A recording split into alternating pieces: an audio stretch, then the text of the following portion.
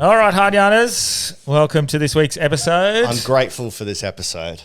Are you? I'm not going to just write it down. I'm going to feel it. I'm grateful for today. Very Well nice.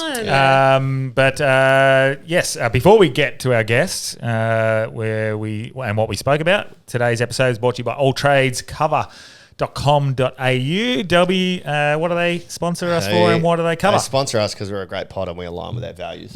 And John Elliott enjoyed his time so much as a guest, he became a sponsor. Loved it. But they will cover you if you're a small business, sole trader. I can't give specific examples because it's illegal, but if you are a tradie, that's what they specialize in. Tell them we sent you hard yarns, and if we get one or two people signed up, that covers their sponsorship for the year. Love it. And we do have a new sponsor coming on next month. And then, I'll fill it with one more. If we can get one more, I haven't reached out, but there's a couple I'm going to reach out to. But if you want to fill this spot, hit us up. Yeah. And I'll send you our demographics and our analytics. Yeah. Anyone with good clothes looking for a clothing sponsor so you can wear your stuff on. That'd be good. Today we were joined by Sammi Johnson talking about... So many things. Yeah. What did we talk about? We spoke about ADHD, the high percentage of prescriptions for antidepressant medication. Yes. We spoke about coming home to yourself and the truth of personal development as opposed to like the kind of fake stuff being pushed online. Yeah. We spoke about the gift in sitting in pain as opposed to how we're taught to avoid and how easy it is to avoid. Yeah. And there's some really helpful tips about getting out of your negative thought patterns as well towards the about 3/4 through. Yeah. Some actual things you can do at home. Really like this episode. It was, these are conversations we've had a lot, but sometimes it's great to reinforce them. And as we touched on, sometimes it's just about timing when you hear it. So yeah, absolutely. Great episode. We spoke about so many other things. Yeah. Yeah, What else? schizophrenia. And the potential distorted realities in spirit realm. A little bit of psychedelics. Yep. A little bit of Rewiring your brain. teaching industry. Yeah. Everything. It's good. People It's a pleasing. Good wholesome one. You guys are going to like this one. Yeah. It's good for your mental health and your self-development, this one. Yep. All right. All right. Amazing. Let's Thank you. get healthy. Let's get hard. Welcome to Hard Yarns Podcast. I am fucking fat. Anything Chris White says, please disregard it. 5D is actually a state of being. It's a unity consciousness. That was Hard Yarns with me, Frankie Rose. So I'm going to throw it over to your co-host. Daniel Delby. And Cameron Branch. I would do this and then I'd gong. Free in attendance for the millions listening at home. Let's get hard. Too much, so where are we? Yeah. That's good. The I close love that. It looks like I'm being... abducted. It's good. That's the one thing. Yeah, that is cool. It's killer. If we could, I'd get this as a fourth camera or a third camera, like when we're doing that. That would be Yeah, kind it of cool. just has... Yeah. Anyway, Full. yeah. That's the goals. Is to Yeah. maybe get one mounted, pointing down or something like that. Yeah, but sick. when we're making 10 grand a month, so Yeah. fuck yeah. I like that you said when. Yeah. Yeah. We know that's a certainty. That's right. No. Well, I have a secret weapon over here. Is the master manifester. That's true. You I love could- that. Don't confuse them because I'm not a master You could master be- fester. Master masturbator. Oh, actually, we've started the pod now, right? Right. So now that you mention that, is my friend, she will remain nameless in case she's embarrassed. Okay. She learnt about the power of manifestation through masturbation. Have you ever heard about this? What? Yeah. Like using sexual energy to Yeah. manifest? Yeah, I Yeah. have, yeah. Yeah. So she. This is why you're so Yeah. good. I'm a chronic manifester. It all makes sense. So I went and visited her. She's like, yeah, this house, we got it because I masturbated and manifested it. Because the theory, you might know it better, the theory is that when you're orgasming, there's just so much power from that orgasm. It's so pure and so much energy that if you manifest what you want, it's putting it out there with orgasmic proportions. Is that about right? Yes. Well, that's the idea. It's that you're connected to the energy of pure creation in that moment. It's not my area of expertise, but a teacher that I had, she teaches Sex Bomb, which is a self-pleasure practice. Nice. And the whole idea of it is exactly that. Yeah. Oh my God. Sex Bomb sounds like the best ISIS terrorist.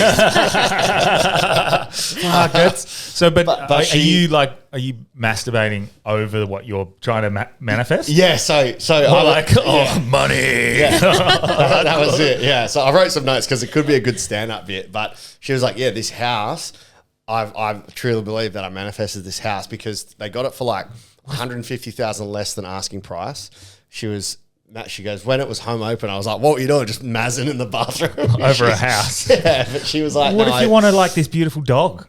Like, then you gotta like, go what the doggy style." fuck?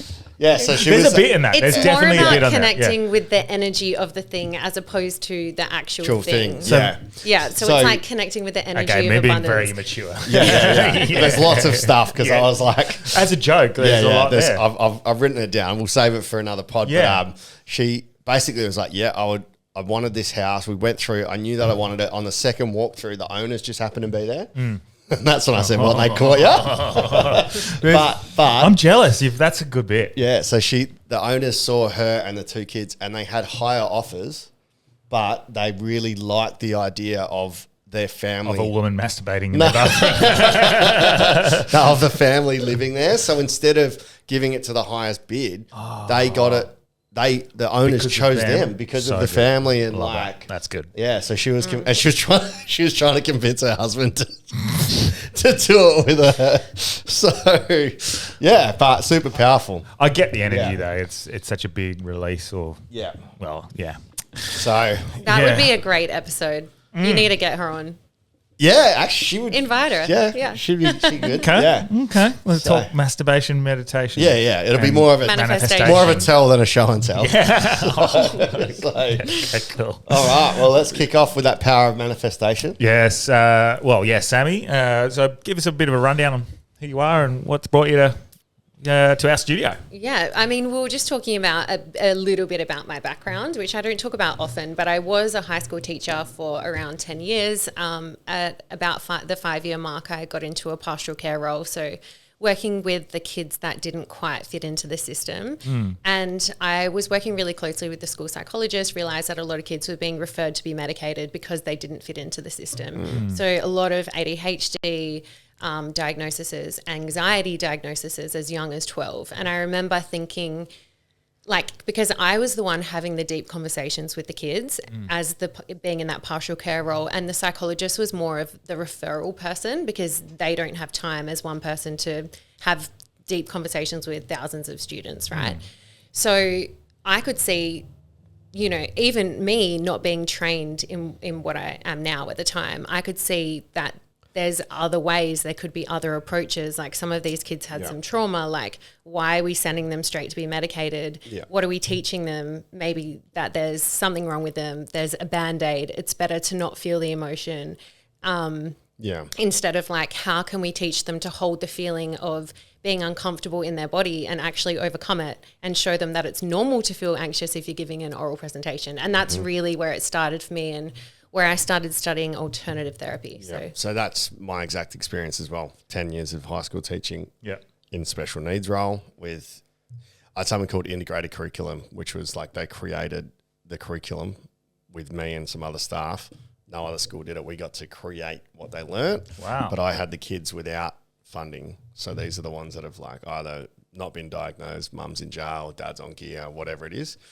But the education department is so quick to label or almost over-diagnose or analyze everything. Oh, this kid does this, so they must be ADHD. This kid does this, so they must have oppositional defiance disorder. But the reality is we just need to build resilience. Like it's not all it's not all an ADHD thing or a fucking or just an because autism they thing, don't just fit 'cause- into that tiny box of what the school system is. Yeah, and it's not the school's fault. They're trying to do No. what's best, but it's Yeah. like I don't think the science or the practice is right. So I agree with what you observed. It's just they're feeling nervous about something. So fuck, they can't concentrate. well, maybe because your teacher sucks. Maybe the lesson's fucking shit. Yeah. Right. Well, these kids have got ADHD. It's like, no, you just suck as a teacher and your lesson plans are dog shit. And what you're doing is...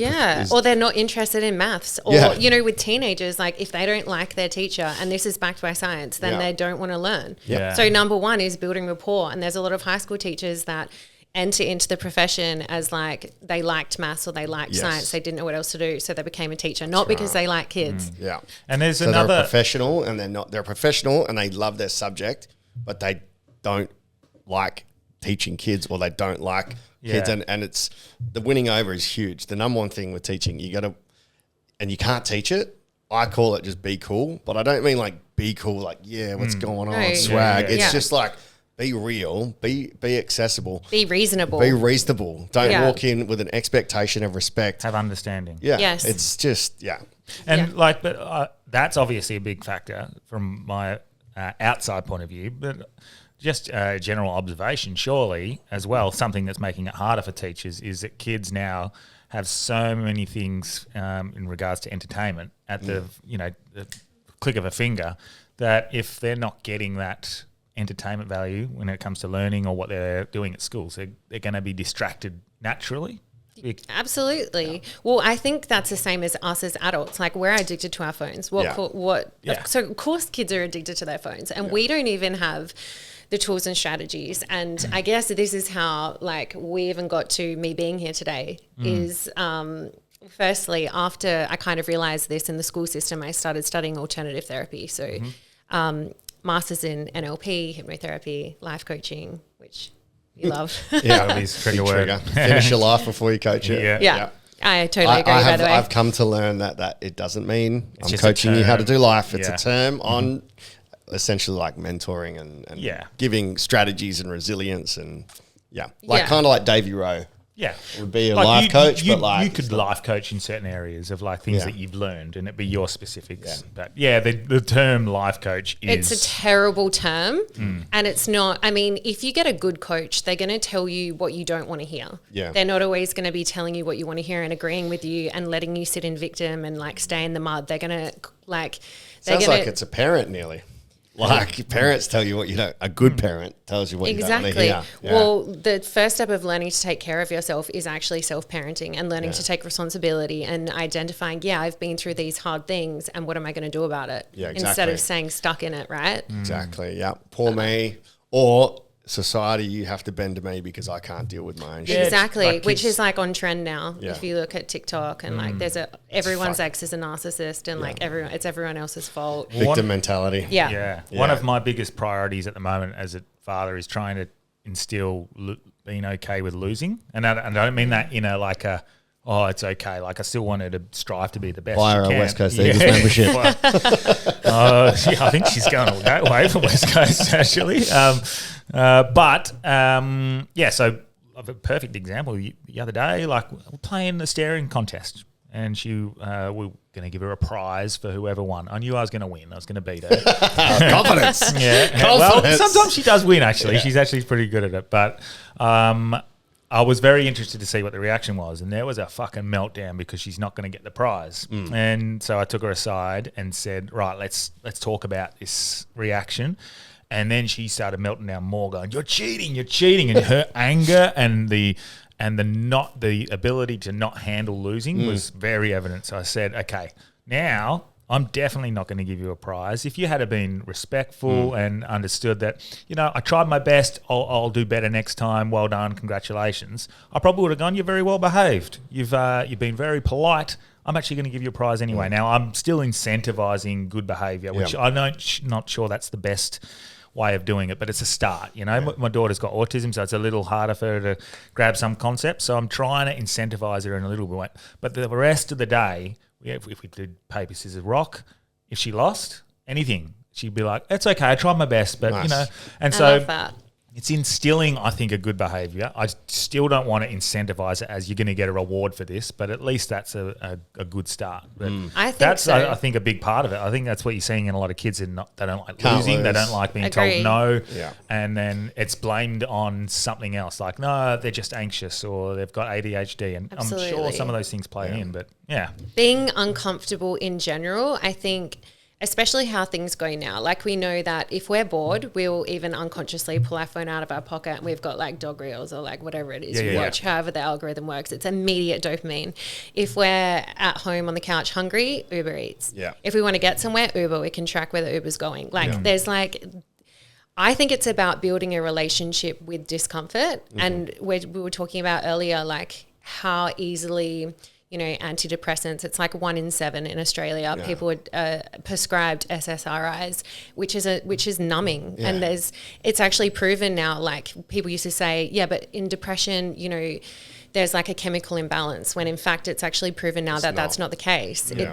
There's no evidence that actually shows that. They've compared serotonin levels between people diagnosed with depression and people not, and there is no data that shows that there is a difference. And I think it's this avoiding pain, avoiding discomfort, because it's like everything is easier, but it's also harder.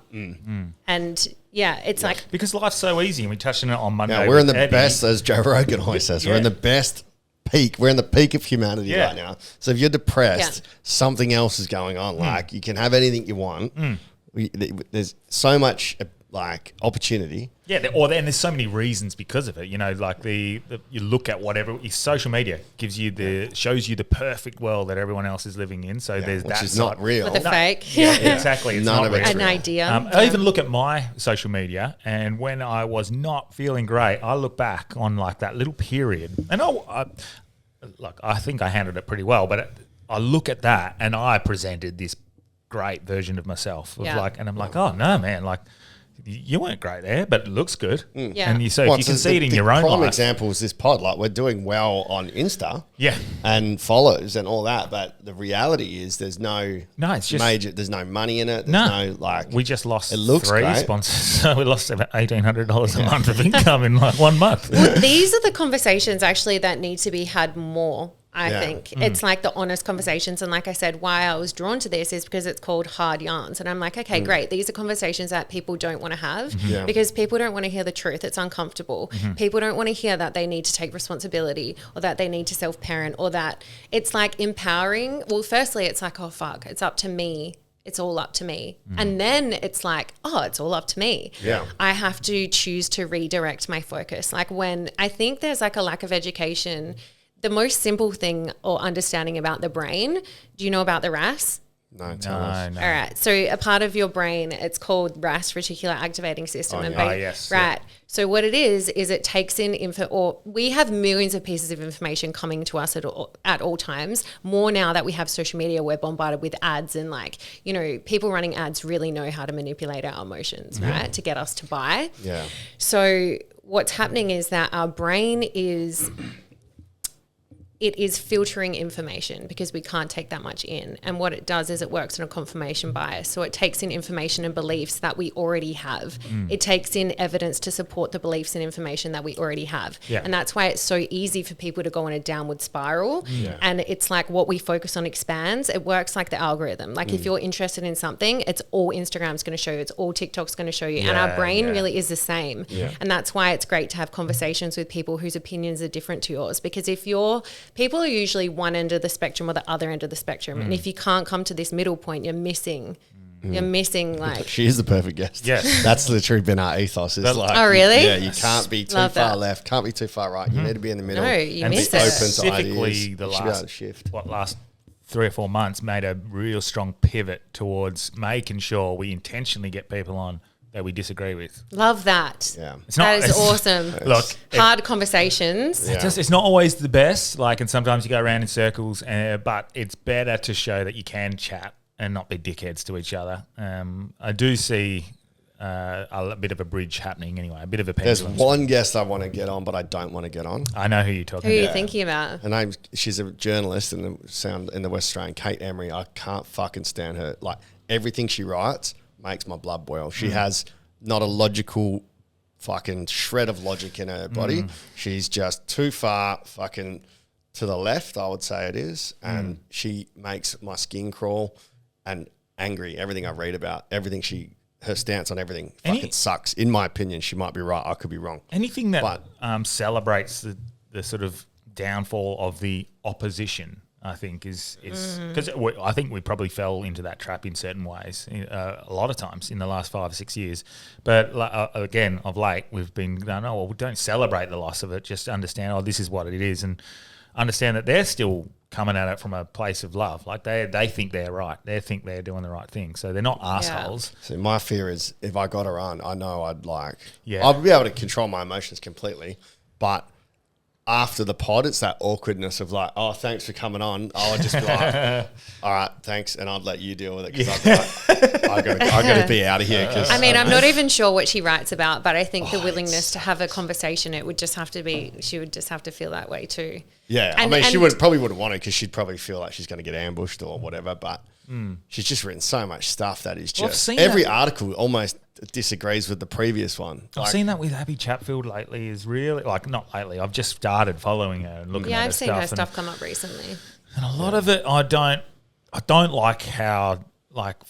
But what's her expertise, man? She was a reality star. Like, who gives a fuck? Yeah, well, that's true as well. But like, it just, I don't She's know. a There's- mouthpiece, man. There's something that's very snarky about some of the things that she celebrates and lauds and like claps back at people instead of just like trying to bridge the divide. But She'd have it's- it pretty tough. Like, she's she not would cop the- it a lot, which correct. sucks, but... Because there's some stuff that she shared yesterday. I was like, oh, that's fucking brilliant. And I think that's good. Like someone who I really disagree with on a lot of things. I've seen something she shared and I was like, oh, that's fucking awesome. Well, my manifest masturbation friend followed her a lot, and then she said recently, she's like, I can't even agree with what she's been saying.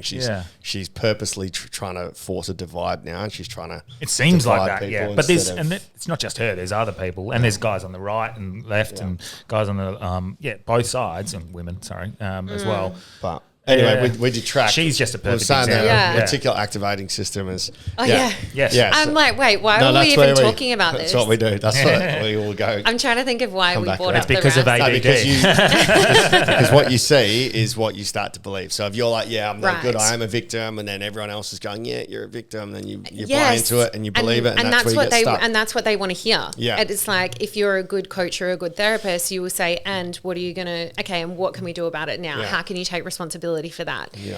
And Yeah. The hard part is actually, I mean, if someone's hired you as a coach, then they probably want to make a change. But when you're a teacher and you're trying to get the kids to see, all right, this has happened. Now, they're bullying me, they don't like me.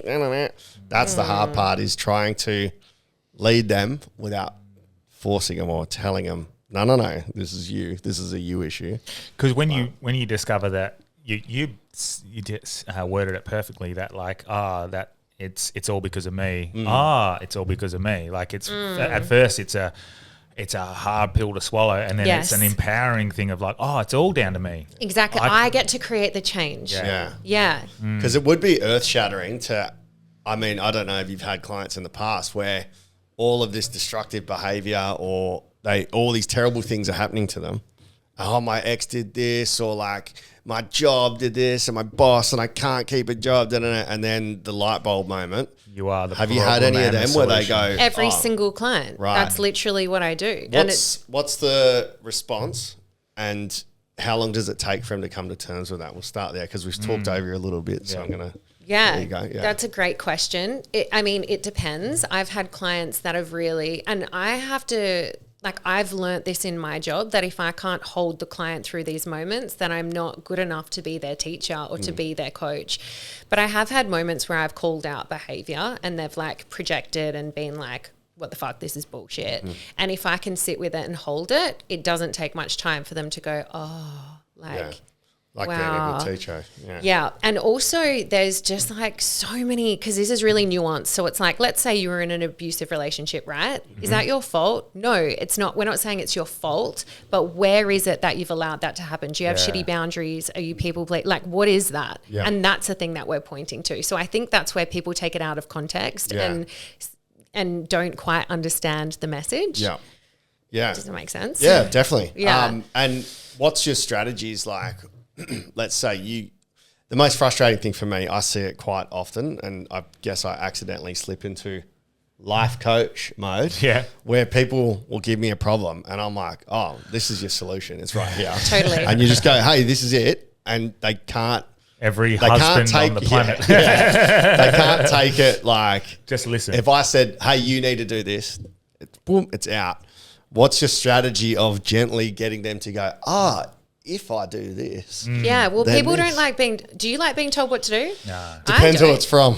I don't like being told what to do at all. Yeah. So it's No one about does, asking yeah. great questions so that they can come to those realizations on their own. Because Yeah. the truth is, I don't know what's best for you. Yeah. But you know what's best for you. Yeah. You do every single time because only you know you. Yeah. So it's about guiding people back to themselves. It sounds so fucking cliche. Yeah, yeah. But it really is that. Yeah. And like, I feel like this language is being watered down by all these spiritual people online that are talking so much shit. Yeah. But it really is Yeah. about coming back to yourself and coming home to yourself and building that connection. And I want to say this is a really important point. You can only do that when you go through hard things, and we have the avoidance to avoid discomfort and avoid hard things, even if you don't know you're doing it. And one of those ways is the overprescription of medication, which is numbing. And if I think about the biggest gifts in my life and the things that I'm most grateful for, it was when I myself was told by a GP that I needed to take this medication because I was depressed. I would say I was suicidal at the time, not as in, and people are so scared to talk about this, having the contemplation of suicide in the way of, this is so hard. What I'm going through feels so intense and it would be easier to die right now is more common than you think. Yeah. And it's actually sometimes getting that low and facing off with yourself in that way. This is a conversation, again, people are too scared to have. But when you're faced with that option, I'm either going to die or I'm going to find a way to get through this, that's when everything changes. But people are too scared to get to that low point. But as soon as you do, you build this connection with yourself where you know you can get through anything. Yeah. And that's what we want, Yeah. truly. Yeah. Because Think about it. When you went through that really hard time you're talking about, I bet you wouldn't be the man you are now, the father you are now, if you hadn't been through that, right? No, definitely. Triggered everything. yeah. Exactly. Everything that happens that's negative, I've always been of the opinion, I've said it on the pod 100 times, everything that happens to you that's terrible right now, in 6 months' time, 6 years' time, whatever, you're going to realize if that terrible thing didn't happen to me, I wouldn't have built this excellent characteristic or this awesome trait or this incredible set of events. Like one of my good things I haven't shared on the pod, actually, I was talking about the other day. If I'd never had my back surgeries, I wouldn't be doing the career I have now. I wouldn't have done stand-up comedy. I wouldn't be doing... Really? Why is that? Because the outlet I've had, the comedy was the outlet I had because I couldn't do anything physically.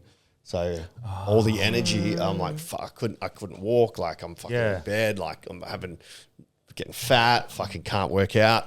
I've got all this energy, and the only way I was getting that out was through my stand-up. Yeah. So if I had have had a fit body, I wouldn't have had the need to jump on stage and get that. I was also talking because that's interesting because the ADHD stuff, of which, you know, that's an outlet, it's something to do. And you've got fucking 38, and I was the same. I was like, you know, I had fucking 50 different things I was trying to do at the same time.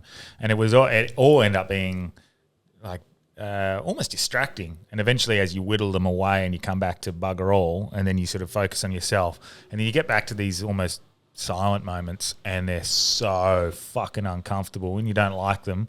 And then you'll either... You drink, like, well, for me, I'd smoke weed, or I'd run, or I'd write, or I'd do pods or edit or something just to not be doing nothing. And I still find it really difficult to just do nothing. And I feel like, is that part of what ADHD is? Is a bit of like, almost that like, oh, there's something so uncomfortable with being here that I'm just going to fill it with 38 other things, because I still do it all the time. Happened on Sunday night. I was like sitting there going, I need to do something. I'm all alone. Had no one there, no dogs, no Scotty, no partner, no nothing. And no shows I wanted to watch, nothing. And I still was like, go for a run. Because I felt like I had to, and I was feeling it because I didn't want to be sitting there with this. Yes. Is that what ADHD is? Is it as simple as that, like an avoidant I thing? think, yeah. Do you want to talk on that? No, you go. Yeah. No, you go. You're the guest. I mean, God. Because I love it. Like that, it Yeah. makes me happy when I'm doing those things. And is that because I'm avoiding the darkness? Well, maybe. And again, only you know that. Yeah. Like, I think that we all avoid to some degree, whether that's mine used to be weed. And when I was teaching, it was like a wine, even drinking coffee. Overdoing is also an avoidance. Binging on anything. Yeah, anything. It's like there's so many things. ADHD is really interesting. I have many close family members who are diagnosed.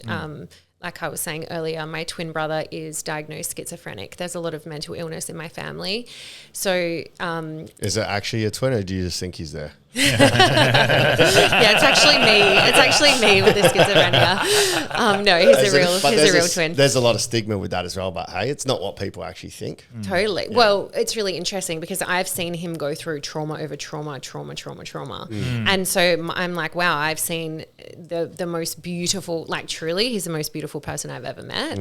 And I've had a very intimate experience with seeing how that's played out and how trauma affects someone and the disassociation. Yeah. And my experience of ADHD, again, like I went to a psychiatrist appointment with a close family member when they got diagnosed. And I was the one sitting there asking the hard questions because I thought it was bullshit at the time.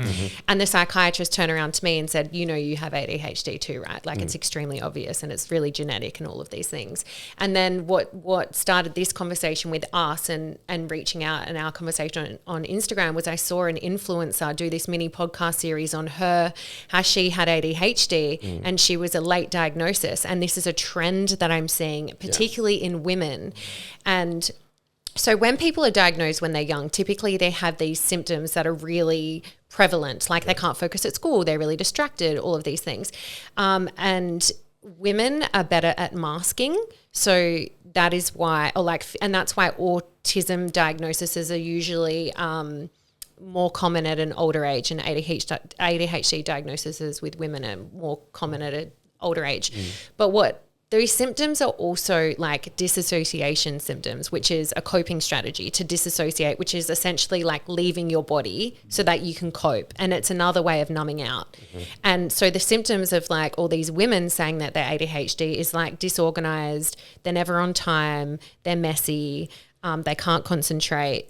And is it just possible that they're feeling overwhelmed? So they've moved up because it's a spectrum. Yeah. So is it possible that they've moved up the spectrum and now they're displaying all of these symptoms, but it's actually just like, how is it that so many people have ADHD? And It's bullshit. It's just part of the human condition. I'm diagnosed and I don't even believe in it. Yeah, and it's just there's an underlying trauma what's or actually something going on underneath. What if we sat with the anxiety and was like, okay, what is this showing me about my life? Like so social anxiety is a huge thing. So with a client, I'll just give a recent example.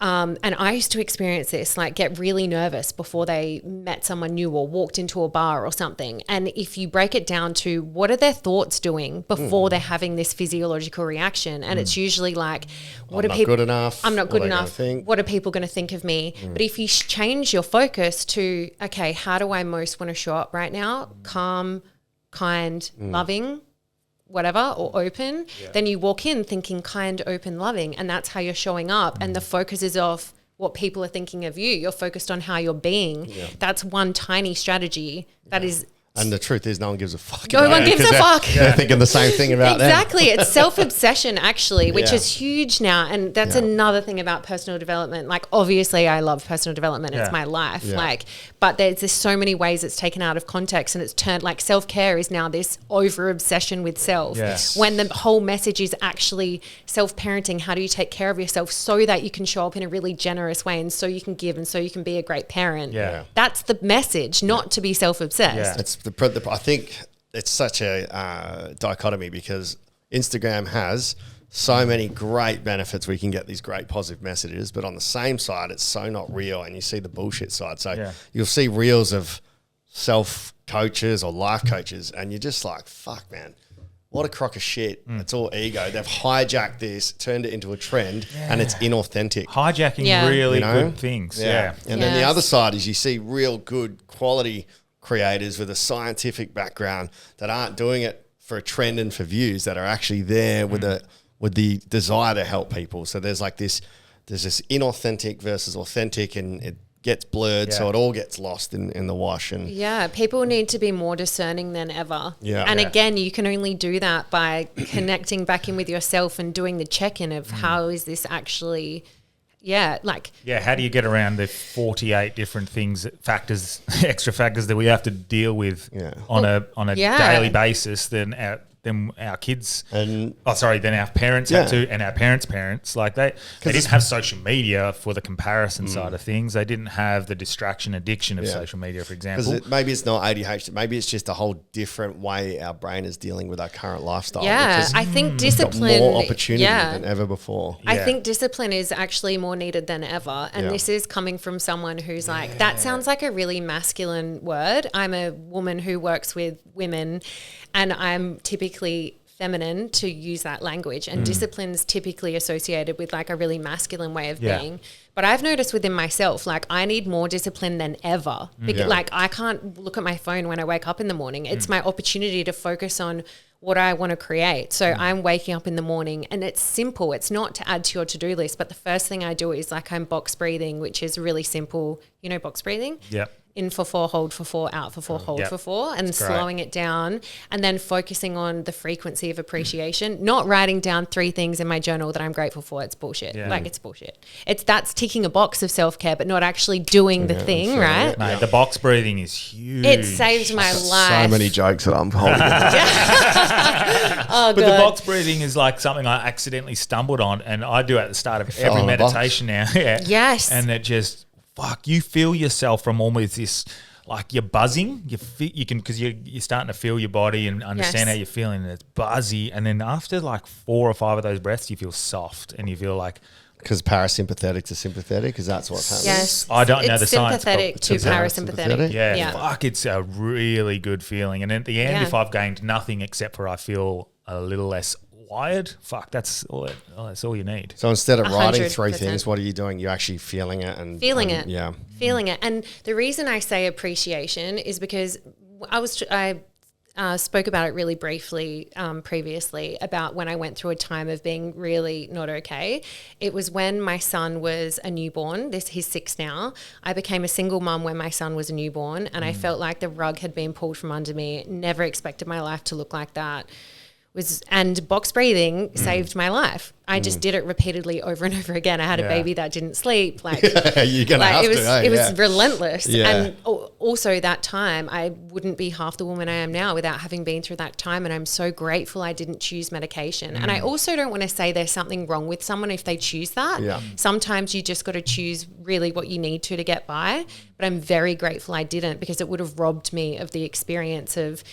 Because we need to remember that if you're numbing out from positive feelings as well. Yeah. You numb out from deep pain, discomfort, grief, but you're also numbing out from feelings of love, appreciation, joy. You just enter this middle point, and I didn't come here to live my life in this fucking middle point. Yeah. No one did, right? Yeah.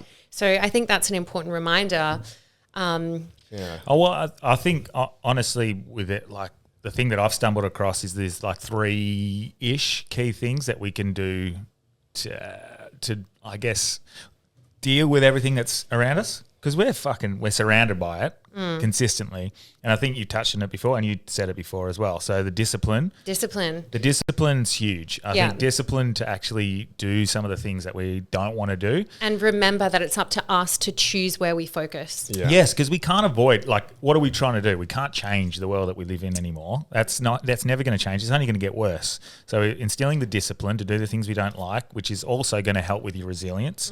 And the resilience is obviously something we don't have to deal with anymore. We don't live a hard life anymore. So the self-imposed things that we don't like, so the hormetic stresses that Eddie touched on last week, ice baths, saunas, running, doing things you don't want to do, even if it's just getting up at 5 o'clock, whatever the fuck it is, doing something like that.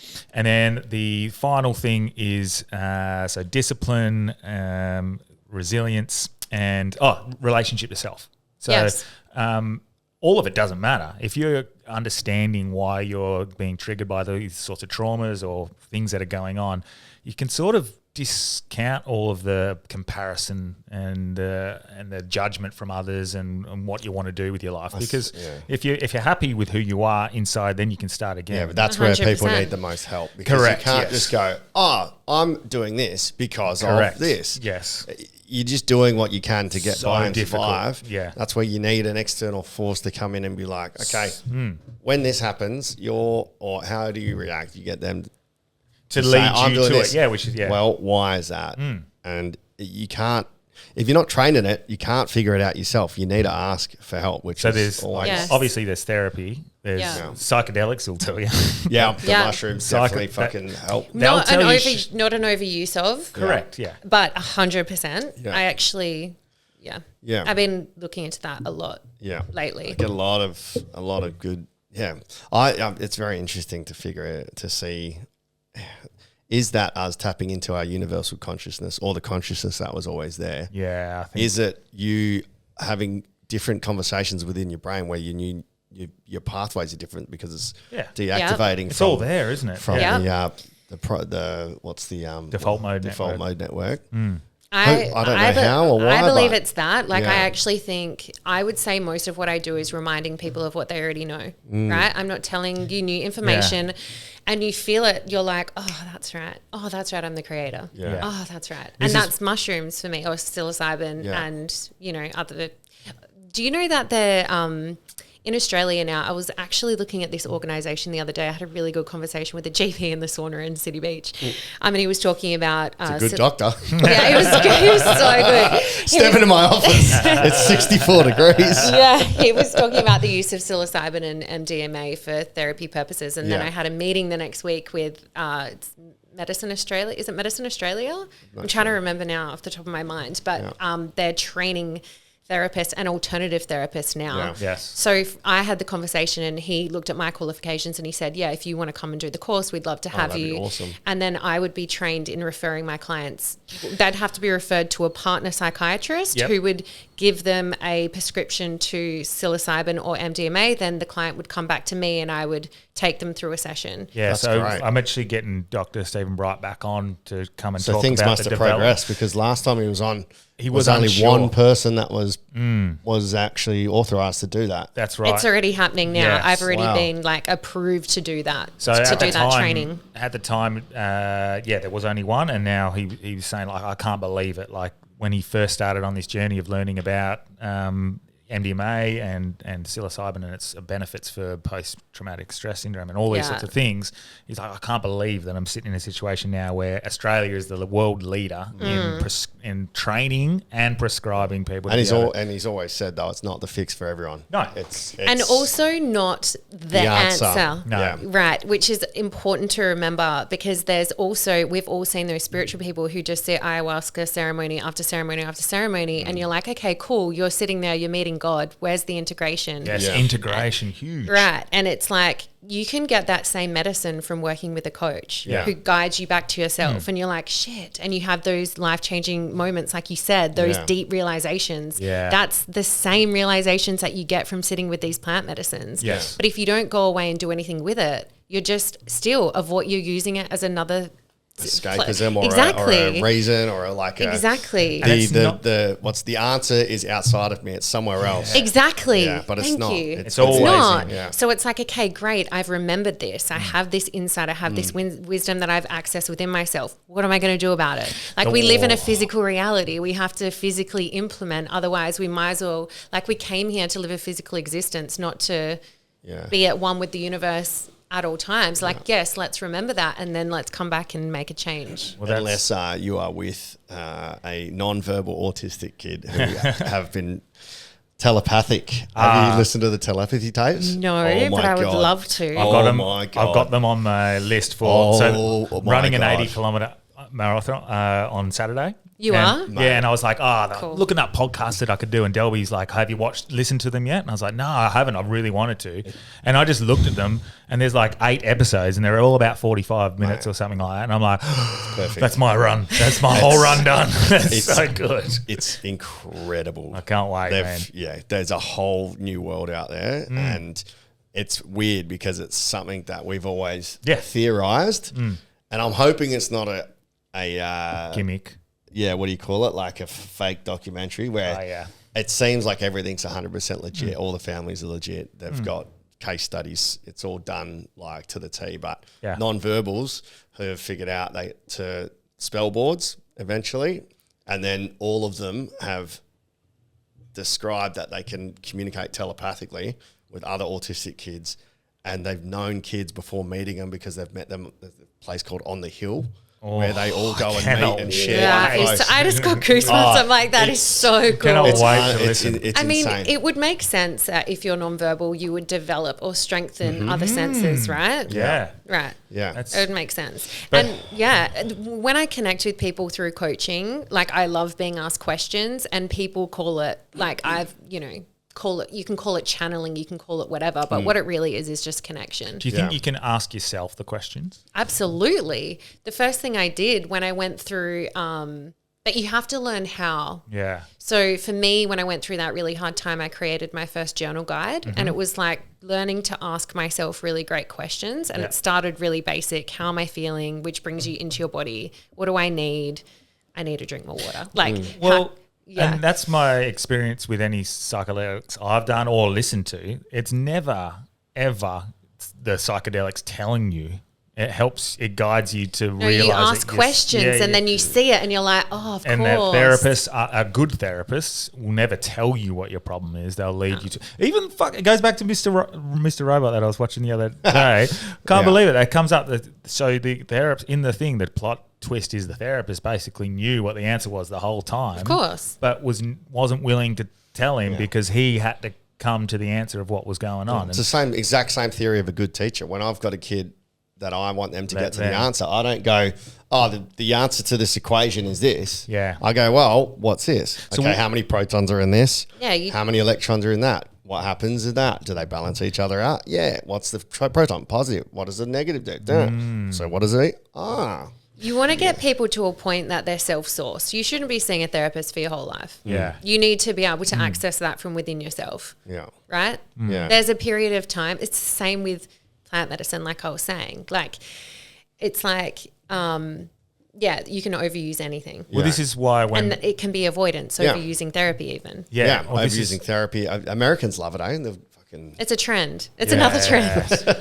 And this is why when I say I meditate on something, that's what I'm doing. I'm asking myself the question to try and get to the answer myself. Exactly. And you generally, I'll only ask Amazing. questions about myself, which is know thyself, I think. The gnosis, the Gnostics, they talk about that. And I think that's all it is. You're only ever asking questions about yourself so you can get to the bottom of it. But a therapist can do that. And psychedelics, I'm sure there's other ways. Are there other ways? Well, I think what you're talking about, meditation, is such a great thing because I did my meditation teacher and yoga teacher training through that hard time as well. And it was not with the intention initially to teach. It was the connection with myself and to ask yourself the questions and sit in the discomfort because the answer isn't always convenient, and that's why people avoid it too. Yeah. Like sometimes you're anxious because you fucking hate your job, and that's a really inconvenient answer for a lot of people. They're like, oh, but I have a mortgage, but I have this, but I have this. Yeah. And so it's like once you get the answer and once you see it, you can't avoid it. So I think that's what some people are scared of. But when you access, it's like, okay, what are all of the possibilities here, and tapping into possibilities. And I think psilocybin's good for that as well. There's a big disconnect as well. I think if you know you hate your job, you don't want to admit you hate your job. You spend your whole time convincing yourself that it's not that. And then the rest of your life's out of whack and out of balance because you're like, you know that it's this that's killing you, but you won't. If you have to face it, it's too difficult. Yeah. So you distract yourself and you come up with other reasons why, and you pussyfoot around it. Well, even in my own journey of when I discovered I didn't like my job, you're the same as well, and you quit your job. I liked my job. Yeah, sorry. I love teaching. Actually, to be fair, I liked my job as well, but I knew there was more that I wanted to do. I actually was quite like the people I work with, the job, but it wasn't fulfilling. And but once you break that mold and you step out, you want to shout it to the world and you tell everyone what they need to do. Yeah. And this is exactly what you just said. You can't tell people what to do; they're going to push back. But if you ask them questions, and that's what I've noticed, the content that I engage with more now is the ones who ask you the question, and they just leave it open ended, and then you're like, oh, that leaves you to do a bit of digging yourself and pushing that idea on you got to quit your job to be happy, because it's not true for everyone. No. But if also, everyone did that, we'd have no products, man. We Yeah. need some people to just fucking shut up and deal with it. you deal with your problems Yeah. the good old fashioned way. Push it down. Push it right down. Like a man. Yeah. But actually, on that, so we obviously had Eddie on last week talking a lot about men's stuff and how it affects men and their mental health. And we talked about testosterone, but from you specialize in women. And I think that's a nice, good, yin and yang, as we spoke about. Well, you mentioned discipline before, and that made me think. I know it doesn't mean discipline in the way where you have to do this or do that. It's more like self-discipline. But for girls, and this could be a controversial take, with all the influencers out there going, you're a strong, independent woman, you can do whatever you want, you don't have to listen, you got it all for you, you don't need a man. That can't be positive. I don't. Because there's no discipline involved in that. It's like, I'm a woman, I'm just going to fucking rely on this, or I don't have to do any of this shit. That's beneath me. It's perpetuating the victim mentality, or like it's everyone else's responsibility, it's everyone else's fault, and forgetting our power as a creator. I definitely see that pattern and how it's actually really disempowering. Yeah. And also there's this misconception of, I need to do it all on my own. But it's like, take responsibility, yes, and a part of that is asking for help and not doing everything on your own, because that's impossible. And as a man, that was one of the biggest realizations I had, was ask for help. Don't 100%. fucking think you can do everything yourself. Well, you're not meant to. Yeah. Again, we live in this reality of the other as well. Like, we're meant to, again, like if you think about all of your happiest memories, it's always when you were connecting. It could be when you were traveling alone and you had this amazing moment, but you were connected with yourself and all of life in that moment. Think about it. Or otherwise, it's with your family. It's always about the other, people that you love, or it's winning always a grand about final connection. with your teammates, Yes. meeting Yes. people when you travel at the hostel, having a big night on someone's wedding. Like, it's always Fuck, you've just said 99%. 2 or 3 of my top 3 things. Because you're there with other people that you're connecting with, and there's yeah. that pure love together. Exactly. So I think this independent woman thing is actually the opposite to connection. Yeah. It's teaching hyper independence, and that's not going to bring true happiness. Yeah. That's what I have at the moment. That's what I've been working on, is not just being so dependent on myself, but I just keep getting let down. Yeah. But that's not where I'm looking. I'm not going. I keep getting. I'm like, lessons. this didn't work. I will try a different person, or I will try a Like different dating tact. wise. No. No, like business wise. Oh yeah. So like with everything that I do, I've just planned a 14 city tour with 14 different venues, all the marketing, everything on my own. That becomes quite overwhelming, and I was trying to delegate that, and eventually I'm like, well, It's harder. yeah, I actually quite like doing it myself. Yeah. But there are going to be smarter ways that I can. That you can do that. Do it I guess moving when it's forward. your vision as well, you know how you want it to be done. Yeah. But yeah, it's, And this that idea of the men versus women sort of concept, of all people, we should be using each other. I know. Well, of all people who have said one of the more profound things on the topic, Andrew Tate spoke about like the equality of men and women, and how he's like, yes, I do consider men and women equal. I don't think they are equal in what they can achieve and what they can do, but their importance is equal. And Yeah, just I because, agree with that. Yeah, if a woman has strengths in certain areas, just like a man has strengths in certain areas, and that is not saying there aren't outliers who can achieve this and that. Of course.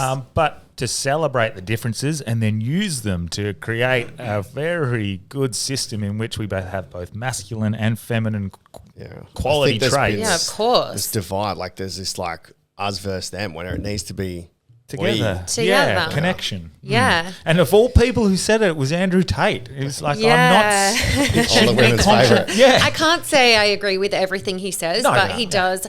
I think a way that he became so big is because he does have one-liners like that, for example, that people take and reshare, because that's a really powerful... all the worst parts. They'll grab the Yeah. most fucked up shit that he says, because hate, unfortunately, gets more views than love, which is fucked. Very bad. But what was the one? I think I sent you the other day? You can't. I gave up without saying I I'm gave. gay. Yeah. So Can't that's say all it. just comedy, though. Yeah, he's just Yeah. being a dick. Like he's I haven't seen anything from him in ages. I didn't know he was still around. Yeah. He's not in my algorithm. He's not much. It doesn't much. No, he very rarely pops up in my algorithm now as well. Yeah. But when he does, I do have a good giggle because it's Yeah. like, oh, you can't spell I gave Gave up without I gay. Just dumb shit. Stupid shit. Yeah. I think coming back to talking about women, the Yeah. biggest pattern I see with women is one, is that they overgive.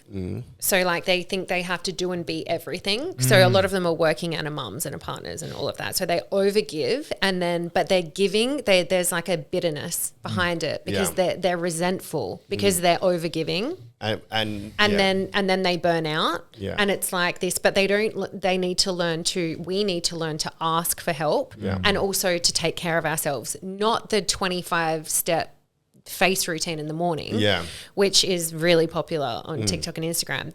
But the actual like self-parenting, what do I need right now? How can I give that to myself? Like the basics, like the box breathing in the morning, regulating your system, taking care of myself so that I can be really generous with my family, so that I can ask my partner what I need. And I'm not the expert on male and female relationships, but I have been through a lot. And what I've realized is that we just need to ask the man explicitly for what we want and need and communicate it clearly without the frills around it.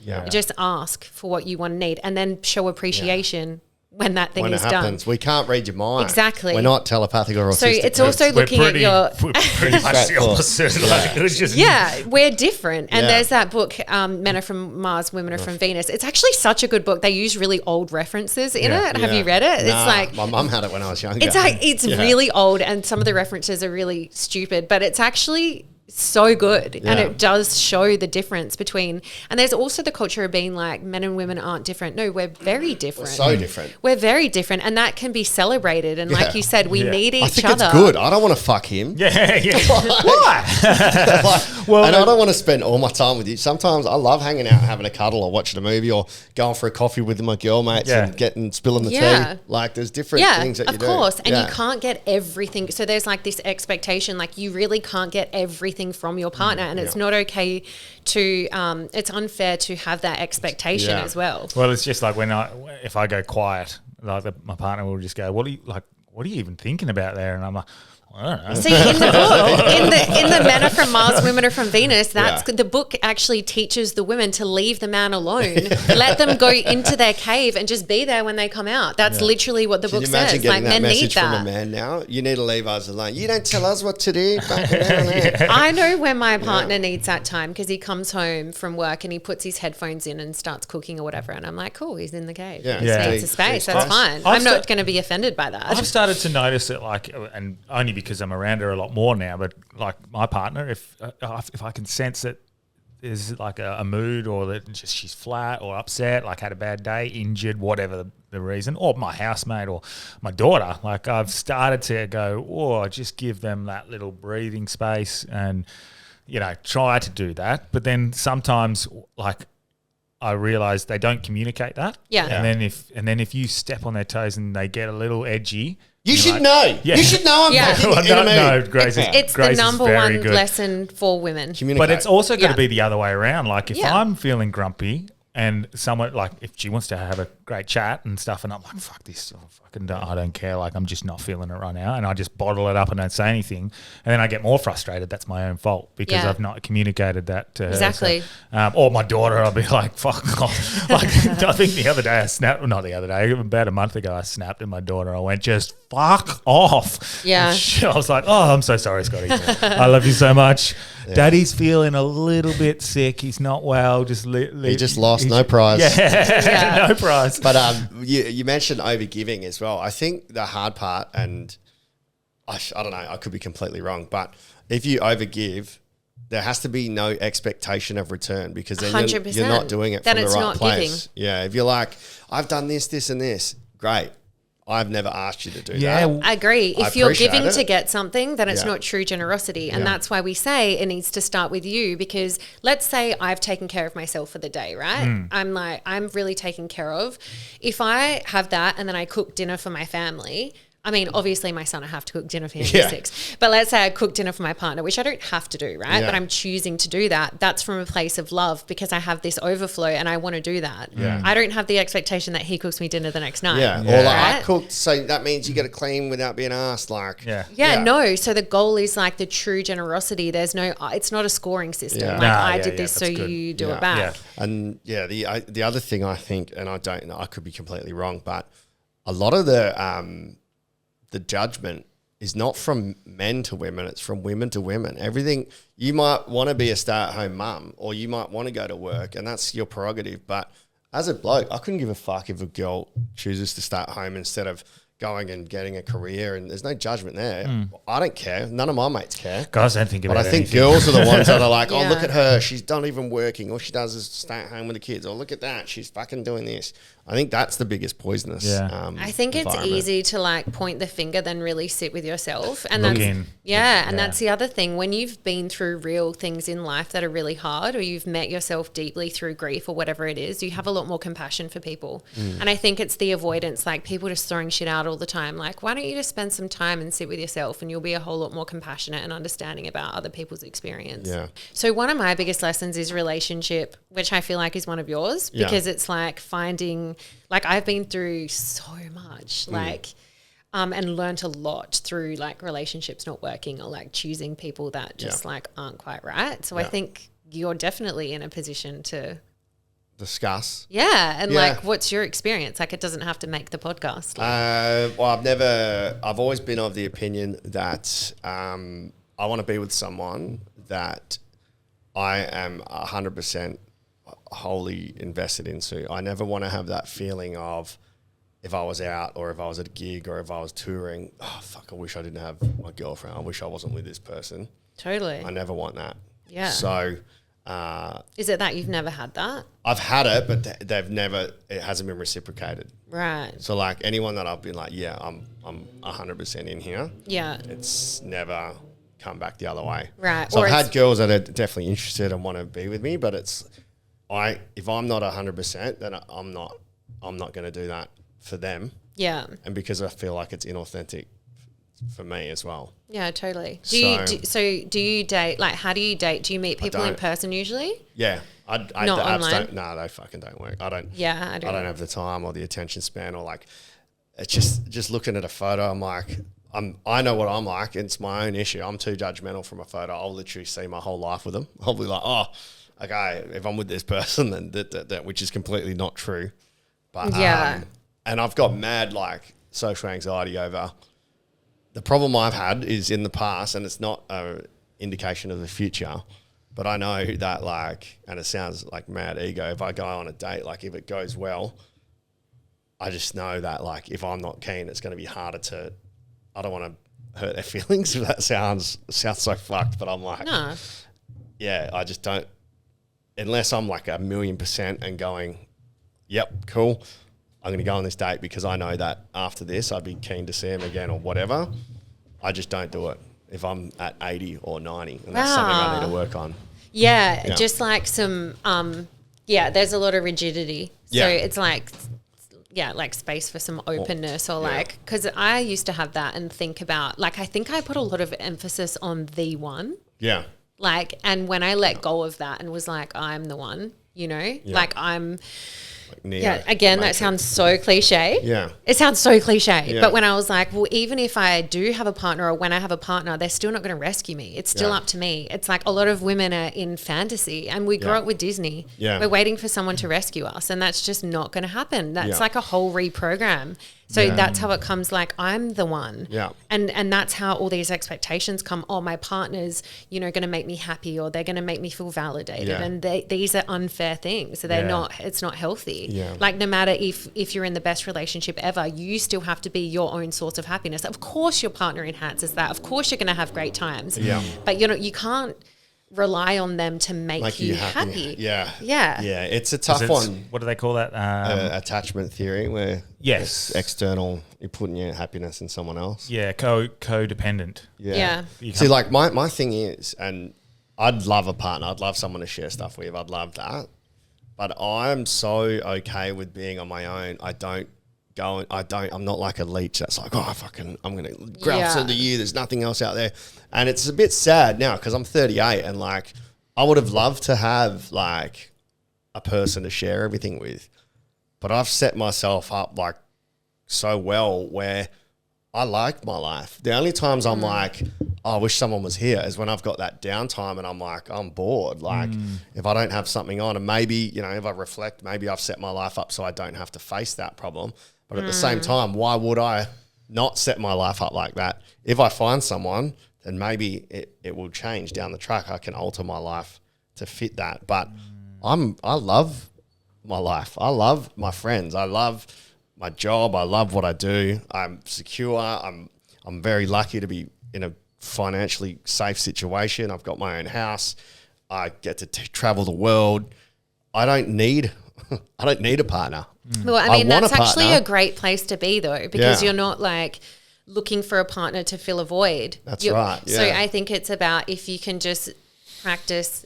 This is an energetic teaching, which is like, it's always more difficult to grasp, but it's an openness. Yeah. Like you can go out in public. It's like real life Tinder where you can look up and feel who is available and who isn't. It's like an energy thing, who's open, who isn't open. Yeah. So if you were to be open, I have no doubt that you would.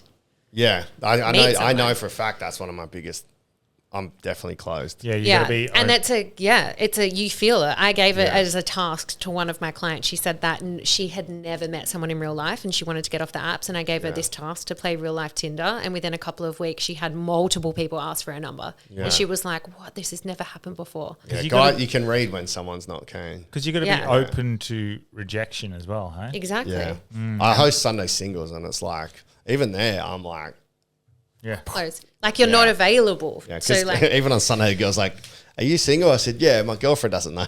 And they're like, what? I'm like, I'm just fucking around. Yeah, it is interesting because by being open, you It are setting attracts, yourself. like attracts like. Yeah, well, you notice like, and every guy knows this is like when you're single and you want a girlfriend and you're almost desperate for that girlfriend, you can't get a date. It's really difficult. that's a repelling energy though, because you're pulling. It's a pulling energy. And then you're as soon wanting. as you have a girlfriend or you have a partner or you're secure or you're starting to see girls and whatnot, then I guess you got this confidence about you, which must be an openness or whatever. And then It's a not neediness, which is the opposite to a pulling energy. It's like a magnetic energy. I just also like, I could settle. I just want to be there for, like, I want to be authentic for someone that I want, like, if I'm with someone, I don't want to do it for them. I want to make sure that I'm there 100% because I don't think it's fair on the other person. so is that, and this is what I was going to ask before and how it relates to women as well, is that people pleasing? What? Like that is you want to be there for them. That's all. Do you know what I mean? No, Like, I feel like people it's- pleasing is more like self-sacrifice. It's actually a type of manipulation, right? So because you're doing it to get people to like you, Yeah. right? okay. Does that make sense? Yeah. So it's It's like not your authentic self. You Exactly. do it because you know it's you're doing it because you actually want something in return. And I don't think most people think of it like that. Yeah. But it's like you're wanting something from it. I was So definitely a you people pleaser for a change while, your yeah. behavior.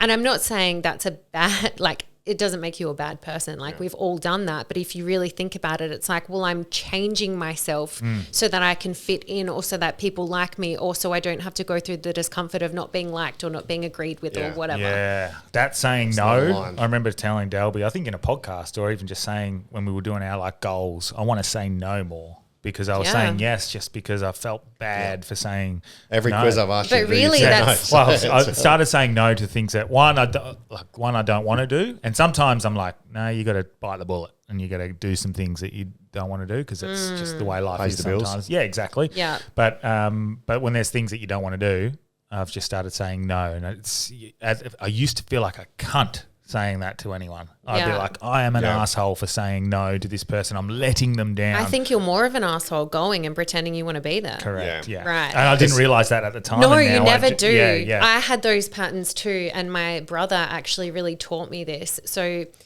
I don't know if you've heard of the victim triangle. We were talking about being in a victim mentality. A part of that is also being in this rescuer mentality where you think that it's like you have the answers, or like it's up to you to save people. It's up to you to say yes, because then they'll be alone, or then they'll be sad. And like, so it's like, do you hear what I'm saying? The rescuer mentality. Yep. Yeah. When actually, when you're in that mentality, you're holding them in victim. So you're seeing them as a victim, Yeah.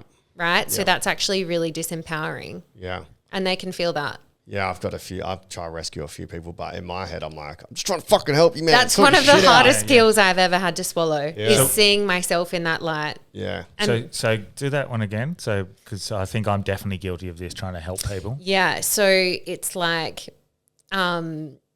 so trying to help people. Well, firstly, it's kind of an arrogant position in that you think you know what's best for them. Yeah. So, but really you don't. You think you do. You think you know.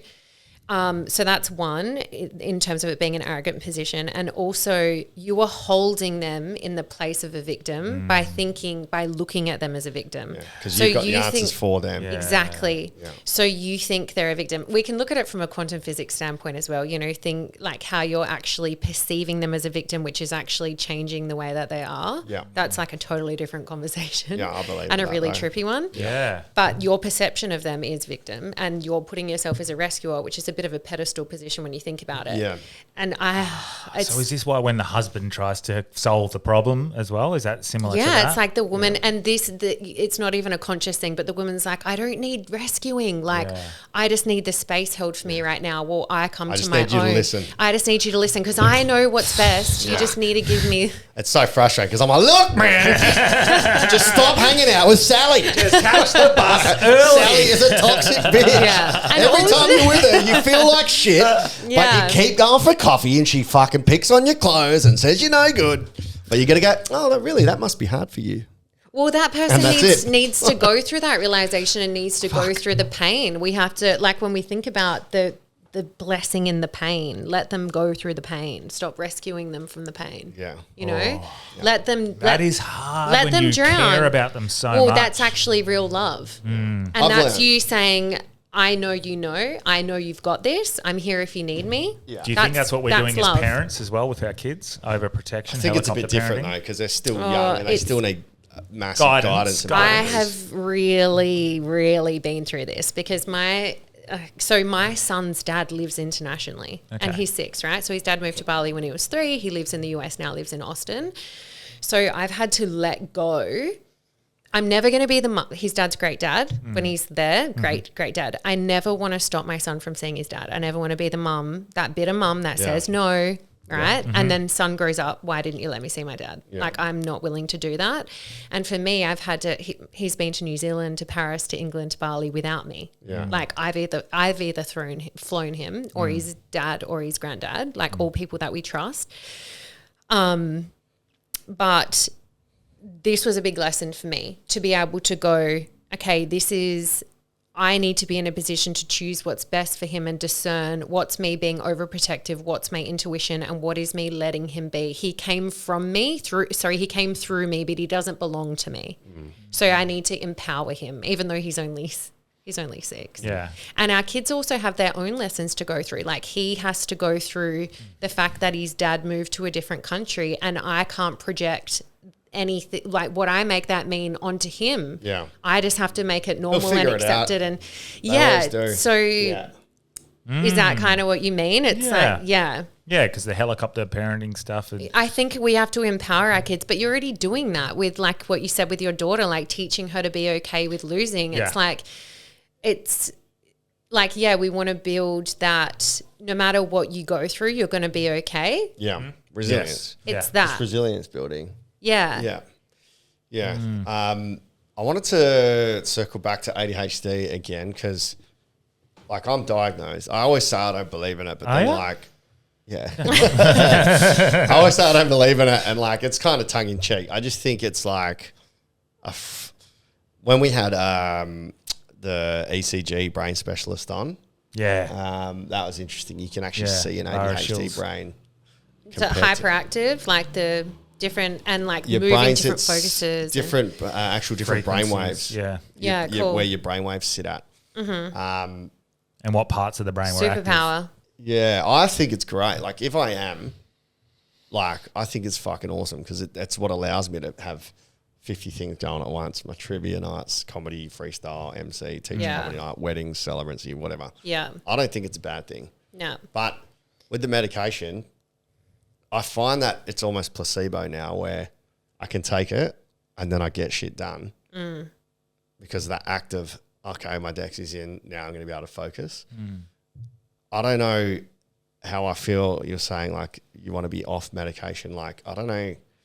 I think I could do it without, but I don't want to rely on it. But also it's like almost like this weird placebo effect. Yeah. I feel like I get that when I take nootropics. Yeah. Yeah. So. And same with. And I don't like that external thing. Oh, I'm going to focus if I have this external thing. Yeah. You don't want to rely on something else. Yeah. Well, I believe that we can, so just like I was talking about, this is simple understanding of the brain and rest. We can also build and rebuild different neural pathways and strengthen them by practicing. So for example, when I said I wake up in the morning, box breathe, practice feeling appreciation. Yeah. What happens is you build a neural pathway for appreciation and then you practice again, and it strengthens this neural pathway, becomes a superhighway. Yeah. And then I'll find myself through the day automatically feeling feelings of appreciation because I've got a really strong neural network for that. Yeah. Same thing with anything, Yeah. discipline, focus, like any kind of emotion, feeling, habit. Yeah. So I believe that we can build habits of, maybe with ADHD, you need to give yourself like, okay, I'm going to focus for 30 minutes Yeah. and then I give myself permission to Yeah. whatever, or but I think it's down to whatever strategy works for you. Yeah. And we have to understand that when you're building a new neural pathway, let's put it that way, of course it takes effort. Yeah. Of course it takes effort. You're building a brand new thing in your brain. Yeah. And then our brain goes through a process of pruning, which is if you don't use it, you lose it. So Yeah. really early on in the episode, I spoke about when I went through this time of feeling really depressed and I thought about suicide. Like, I don't think about suicide anymore. Yeah. But at the time when I did, that neural pathway was really strengthened. It almost became an option. Not that I was ever going to do that, but do you know what I mean? It almost became like, it was this, I was like, oh my God, I feel so sad right now. There's so much pain. Oh, you could do this as an option. It's because it's like if you start walking through a bush, the first time you walk through makes a little track, second time, bigger track, third time, bigger track, then it becomes easier to walk through. So if you keep having that thought or that pattern, you built it and it's easier to do. So you need to learn to make sure it's the positive one. Yeah. I mean, I'd had that literally like last Tuesday. I'm stoked for the podcast because the way you look at things, you're either going to be a victim or you're going to go, right, this has happened. What can I do about it? At a wedding in Yallingup, my fucking battery went flat. Yeah. I was supposed to be there in like 3.5 hours. Well, I could have dropped my bundle and been like, man, fuck, why does this all happen to me? And I just found, oh, my battery's flat. Can't do anything about it. What am I going to do? Jumped on, hire car, bang, bang. My housemate's there. He showed up, brought my car back to home, went and got a hire car and went down the wedding, no problem. Could have let my fucking... Would it affect me if I was into the victim mentality? That's awesome. I mean, true, but that's fucking well done to you. I have A lot 4 of people questions. lost There's their no shit. point mentally breaking down Yeah. because you can't. I'm like, all right, well, got to deal with it. I now. love that. So something that you do naturally has to be taught to other people. Like I have it's called the out of prison strategy. It's 4 questions and I created it at a time where I was like, I don't know how to get out of this situation. And I was really felt so victimized by it. So the 4 questions are, what's the situation? So I get people to journal it out usually. I don't know, like, have you ever journaled? Yeah. We talk about it a fair bit. Oh, Yep. great. So sometimes when you ask questions and you write it down, more comes out than what you think will. Yeah. So what's the situation? So you journal it down. Oh, this is happening. Oh, my son's dad's moving to the US or whatever. What are you making it mean? Because it's never the situation. It's what you're making it mean. My car battery's flat. Yeah. I'm not going to get to where I want to go. Everything's fucked. Yeah. And you go on the downward spiral. Yeah. So you let yourself get it all out because you're allowed to have a little pity party, Yeah, right? for sure. There's nothing. Yeah. We all, that's fine. Feel it. Right. Yeah. Feel it, have Yeah. the pity party. And then the next question is, okay, what are all of the possibilities? What are all of the solutions here? And that's when you break out of the prison because you can downward spiral. And the reason I called it out of prison is because you get into this state where it's like you build this cement wall around yourself and you're disconnected from possibility, you're disconnected from source, whatever you want to call it. Yeah. So for you automatically went hire car, right? Yeah. You could, what are the other options? RAC, I messaged hire mum. car, I was mum. like, Mum, where are you? And then you use your car. She said, nah, I'm away. And I was like, all right, well, hire car. So I looked up and I know I'm in Osmond Park. So I was like, I'll jog to the hire car place. Yeah. Go get a hire car. So, Yeah, done, right? So when you're disconnected from that, though, possibility, you can access it with a question. Like we're talking about the power of questions. And then the final question is, and this, you can always find something, even though it doesn't necessarily directly relate to this situation. The last question is, what is this teaching me, or how is this the best possible thing to ever have happened? Yeah. And you'll find, like, it's like a rewiring tool. Oh, wow, I'm actually so resilient now. I get to be more better with my time. I get to, I did that naturally. Get some exercise. I'll tell you exactly what it was. I was like, I'm stoked it happened today, because that means I've got a fresh battery. I've got 5 weddings on the weekend. They're all a 3.5 to 1.5 hour drive. I was like, I have a fresh battery now. Right. So my next journey, I'm foolproof. I can't break down. Good. So maybe it's the ADHD in us that allows us to tap into something different. So what were they list those for again? It was what's the situation? Yeah. What am I making it mean? And that's all of the stories. And those stories always, they're like, it's a map to your brain. Yeah. It shows you all of your limitations and shitty stories that you have. Because you're like, I'm so unlucky. My fucking car's a shit. Exactly. This always happens to me. Or, what does it mean? It means I need to find another way to get there. Yeah. Cool. It means I haven't looked after my car, or it means I've left the light on overnight and I was clumsy. So this is probably on me. Yeah, self-empowerment. Yep. Yeah. And then third. Wait, what is it? Oh, yeah. What's the situation? What am I making it being? What are all of the possibilities or solutions? Yeah. And do you list negative ones as well, or try focus on positive ones there? So usually in the what's the situation, that's when you can get out, this is so shit. Yeah. Like, what am I making it mean? That's where you get out all the shitty stories. Yeah. What are all of the possibilities and solutions? Yeah, so when you're exploring possibility, it doesn't have to be something that you'll choose. You're just accessing all the different ways. Yeah. Like, you could be like, oh, I could call my ex-girlfriend. You're not going to, but that's a possibility. Yeah. Like, it's just tapping into, wow, there's all of these things that are available to me. Yeah.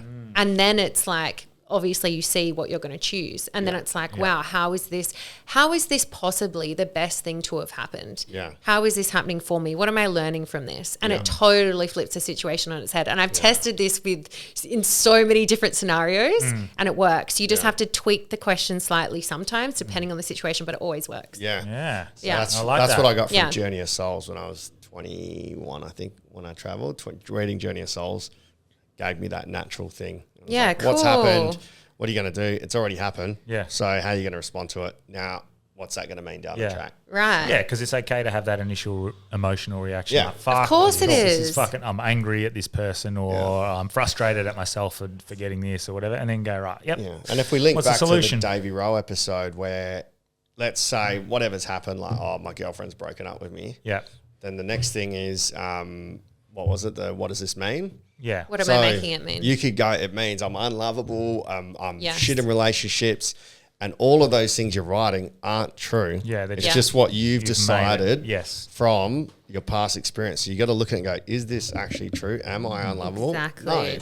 No, other people love me. You know? So the stuff you're writing down is probably not true. Positive and negative. That's it's just what you're thinking. That's the next step in that is like, that's another way that you can use all those answers. See, you do it automatically. Yeah. This is the thing. This is what I mean. It's like I needed to go through that painful experience to even come up with that strategy. Like, you've obviously already faced yourself in that way, and now it's natural to you because you have this strong neural network to that exact, problem solving behavior.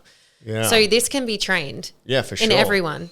Yeah, I just hate the victim mentality. It just pisses me off. I'm like, stop being a victim. Society now, everyone's a fucking victim. We got to change everything we do as a society to fit one upset little subculture that is not even important. Like, just fucking, they need to learn to fit in with the majority of the public. I mean, and the thing is, like, we can acknowledge people who have been through hard things and have compassion because, we have. We can give compassion, but it's just like, what are you going to do now? Yeah.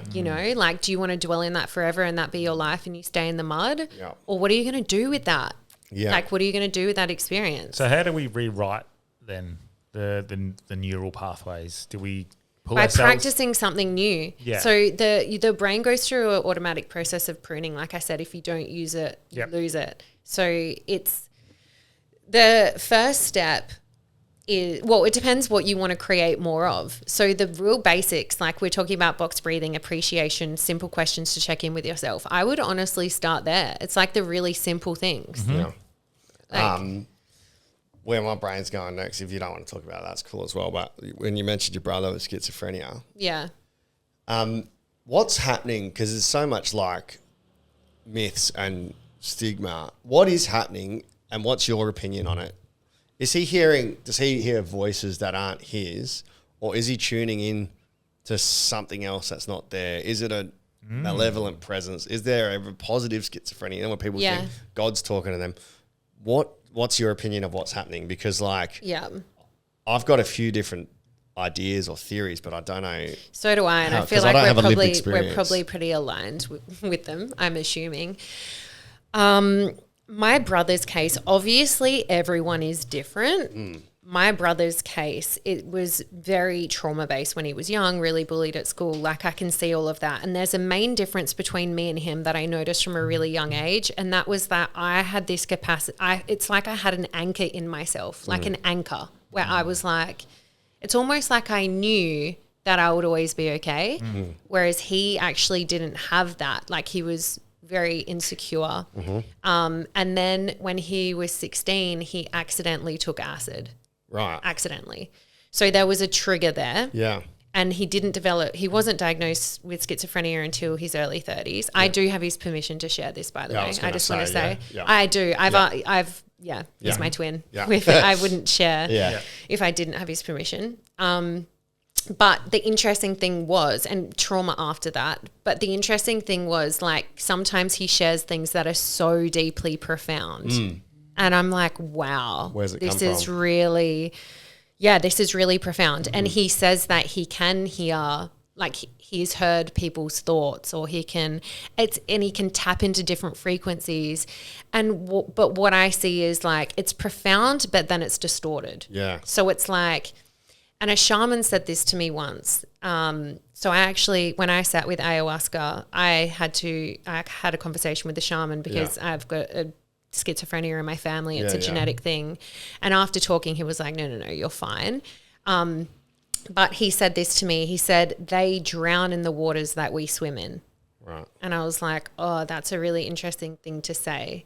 And it's like we access this insight, but it's like they get confused and don't even know which reality they're in. Yeah. Whereas we can access this insight but be grounded in this reality.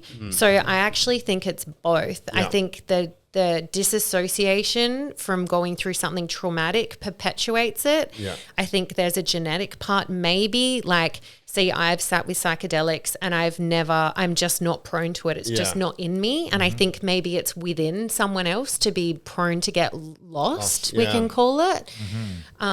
Is it what malevolent? do you think? Is it malevolent at all? Or is it just like, you know how you always hear of like devil telling people to do stuff and entities? Is there any, or is it case by case? I mean,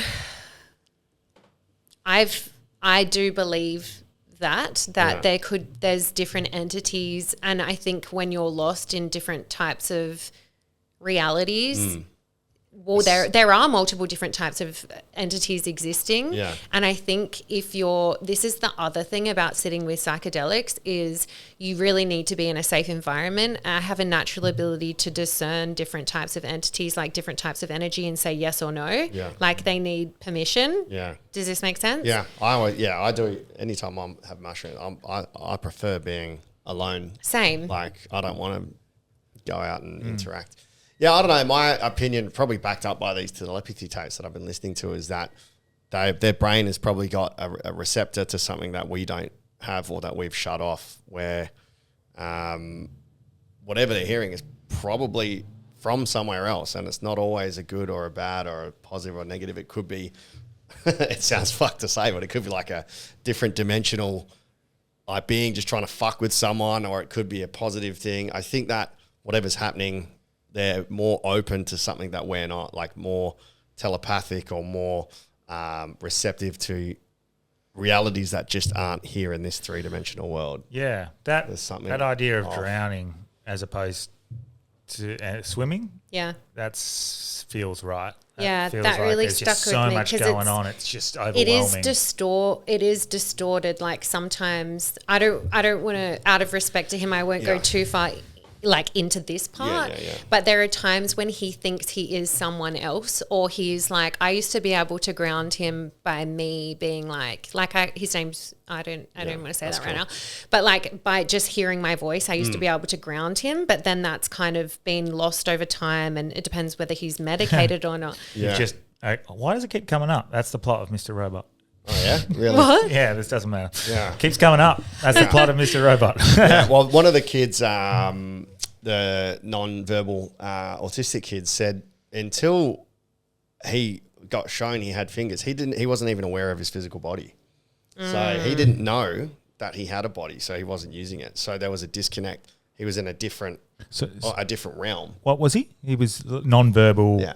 And did you say he's blind or did he? Autistic. Oh, just autistic. Okay. So they were showing him that he had body, and that's when he came back to being grounded. So there's probably a crossover there. Well, we're an infinite being or a soul having a human experience. Yeah. It makes sense that this could happen, and that you could get lost in a different, or disconnected or disassociated and confused about what reality you're existing in and what's true and what's not true. And I see that distortion with my brother, but it is serious. Like sometimes he thinks he's something that's not. Sometimes he doesn't know my parents or his parents. Like all of that stuff happens. That'd be so tough. It would 'cause be. It's a distorted reality. It's exhausting for them to be. It's confusing. Like I see him confused and exhausted, and it's like, firstly, he slips through every crack in the system. So it's really fucking sad. Like it's really hard to help him. You know, he'll get put in hospital and they'll inject him with the Depot, which is a 3-month drug. Yeah. And he leaves, like he might think he's the Pope when he leaves, but he's still happy. He's not a danger to anyone, so they let him go, but there's no system to keep him. And also I can't help as his sister because he's a 35-year-old man. Yeah. And it's really hard. It's just like someone with Alzheimer's. Yeah. Like I'm trying to think draining. of... I'm trying to think of the thing that makes you feel comfort in psychedelics is the fact that you sort of have an understanding it's going to end. Exactly. Whereas, Or you hope it does. Yeah. Whereas I guess that's sort of... If it's never distorted ending, reality would be just there'd be no comfort. Yeah, it'd be 'cause you- so.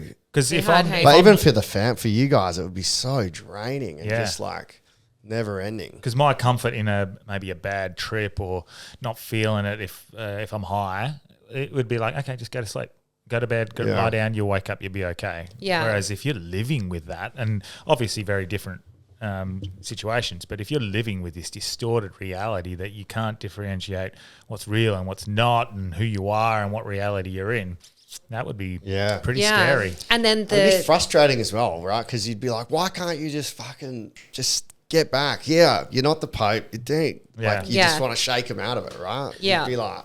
It's definitely... I mean, it's not spoken about enough. It's under-researched. It's underfunded. There's no real way... Like it's difficult to treat. It's like there needs to be multiple types of services.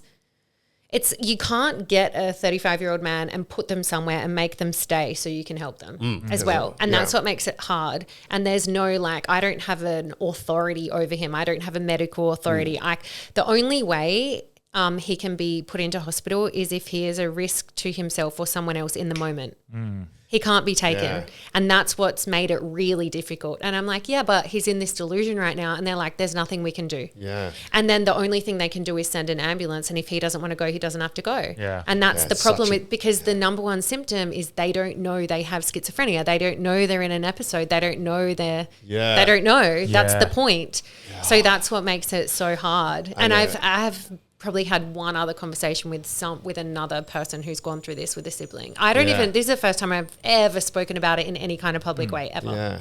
Well, I know like the NDIS isn't equipped to deal with it. The hospitals aren't equipped to deal with it. No, we need like a mental health. He doesn't have NDIS funding because he doesn't know he's schizophrenic. See? Yeah. So you need to know, and we can't do it because we don't have authority over him. Yeah, because then that way a lot of abuse can take, if you can actually put somebody into a hospital, there's exactly so much. So there's protection, like they have rights, which you want him to have rights, but there's this, it's like, well, how do we change it during this? It's really hard. Like when I say he slips through every crack, he slips through every crack, and we're not the only, and I know this because I've spent a lot of time on the phone with like hospital staff, police officers, psychiatrists. But it's not the right like- people. The hospital staff, the cops, they're not the right people that and are, then you know? also not working together. Nah. They're all working separately. So Disjointed, I've never been able to. Yeah. It's been a long journey. They need a mental health like ER/hospital, like somewhere with specialists that are working together that know what's going on. The amount of times I've been to hospital late night for whatever the issue is, whether it's me or bringing someone there. see other people. There's 10 people in there with mental health issues that are just fucking screaming or like, they just need to be sedated or like calm and the frustration and the fear that they would have as well of like probably having a slight understanding that there's something wrong and then unable to understand it. Yeah. Like unable Be to put scary, it into words. hey? Yeah. I remember the one time I've ever had like I wouldn't call it an episode, but I remember like it was for a day where for whatever, I don't know, I can't even explain the feeling, but it was like a feeling of just my brain wasn't working right. I can't even explain it. Everything. being a Democrat. Yeah. There was, I don't know what it was, but it was like this day, and I got so scared that whole day. I remember walking my dog, going, "It's not working. There's something wrong," and I was so scared it was never gonna fix. Yeah. Yeah. It still hasn't. But no, like I just remember that fear. And I couldn't process things correctly. I don't know what it was. I don't know what caused it. I don't know what. Yeah. And there's no way I can even describe the sensation that I was having. And so imagine that forever. Yeah. It would be, and maybe, and potentially a lot of shame and stuff like that. I remember one time I visited him. So he made a lot of interesting decisions, and he was in prison for a lot of our 20s. And so I used to visit him. And I remember one time I visited him it was Acacia, and I sat at the table and he had a little ID there and I had my ID sitting on the table, and I switched them Just to fuck switched with the it? IDs. No, for myself. I just wanted to look at it and give myself an experience of putting myself in his shoes. Yeah. Like, I know this might sound really weird, but I remember just being overwhelmed with this feeling of shame. And I could be projecting that, but that's how I would have felt in that moment. And like knowing what he had been through, and like it was his poor decision-making skills, but he's also the most beautiful person I've ever met. Yeah. And I just remember being like, oh my God, like there's so much in this and there's no help in here. Yeah. You know, like he never got any help. Yeah. It was just this random diagnosis when he was in his early 30s. Well, if they all gave him the 4 questions, they'd escape. What are all out of the of the prison. possibilities here? Exactly. Yeah. No, it's true. Like our prison system's not really made for reform. No. Until there It's are some not pathways. made I've had at some mates that all. have done good things. Yeah. But Yeah, because they can do certificates, they can do stuff, but totally. you know, But if you You need think to wanna about do it. how they also got in there in the first place, Yeah. and like when they come out, they're probably going to revert back to the safe. Like they usually come out with no job most of the time, with maybe not the support that they need, with not it's the all the family that support they network. need. It's Totally. all the support network outside. Yeah. And then integrating what they've learned. Yeah. Exactly. Comes back to the That's the whole thing. integration. That'd be an interesting guest to get on, actually. Somebody that, Has gone the Deals with- path, Yeah. or deals just with like someone that helps. integrate. Yeah, and seeing what the biggest challenges are. But the thing is, it's always underfunded, and it comes down to people skills and building resilience yourself and taking responsibility for yourself again. Yeah. So, which is a nice full circle. Yeah, and We've that's a spoken about so many different Yeah. topics. yeah. Well, that's Yeah. a good way to sort of finish up. Well, with sort of like it's more how to come back on. how- Just come back on. is that what you're doing for people? Is that sort of you're not there to solve it?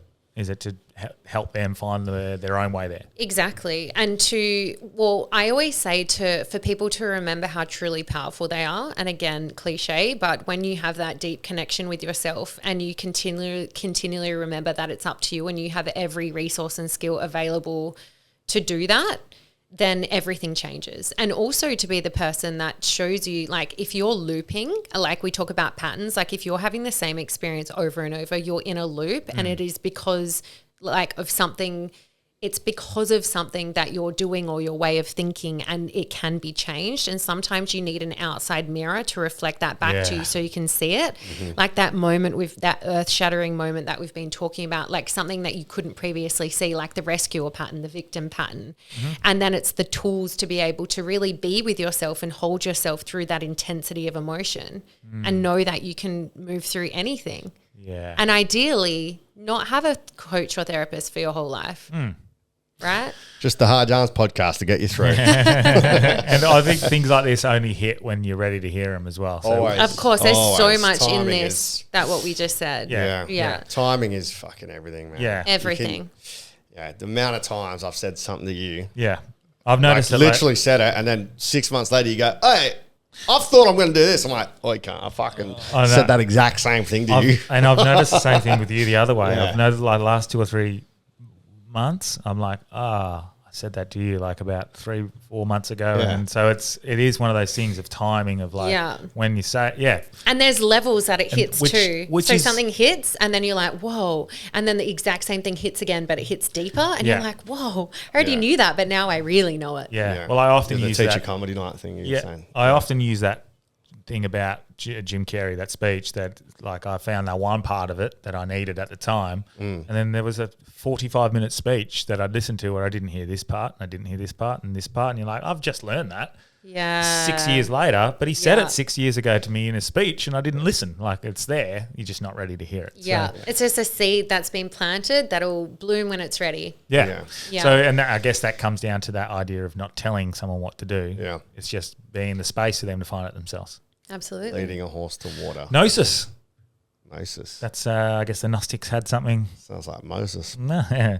Gnosis, know thyself. I think that's the Know Gnostics thyself. tradition. So that's the Knights Templar. That's, Yeah, right. that's the secret they were holding. Okay. Fuck All yeah. right. That's a good full circle moment. I like it. I think we can go into heaps more stuff if you'd like to come on again, like NLP and all the other stuff that Yeah, we I didn't would even touch love on. that. I know. And I don't take this as a opportunity for people to reach out and say they can come on. Oh my phone! Perfect timing. Perfect. Camera went off. I'll turn That's it off. right. We just manifested. Done. Manifest that at was the end of the finished. episode, but Yeah. Fade you, to black. You reached out in a very good way.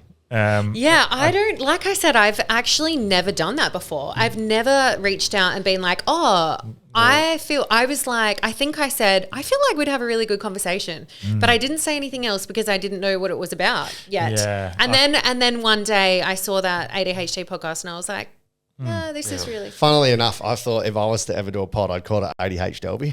Just a good name. But I don't want to lean into the trend though. But I'm like, it does sum me up because I'd have like talks to teachers, talks to footy, talks to comedy, talks to fucking everything. No, but 6-minute episodes. But you're still open. Like, I feel like you're still open and like you're still questioning. You have a curiosity about it, which I Yeah, think definitely. is important. Like, you're not like, the thing about it is sometimes you can label yourself and it be restrictive. Yeah. Whereas yours isn't. You're not at not all. putting yourself in a box with it. You're like curious and open to Yeah. it instead of going, like almost using it as an excuse for things. I'm like, it's just my ADHD. Yeah. It's Yeah. like, no, actually just take responsibility, set an Bang. alarm, get your shit together. Yeah. Well, I'm not going to tell everyone how you got on, like Yeah. how you reached out, because I don't want They can figure it out for themselves. The answer is within them. But do not be like the guy who messaged me the other day. Oi, guys, you got to fucking get me on. I'll blow your minds. Yeah. Oh, bro. No, but yeah. That is not how you get on the podcast. But you also said like you don't usually respond to when people ask to come on, right? That's what I was like. What usually Yeah. the number one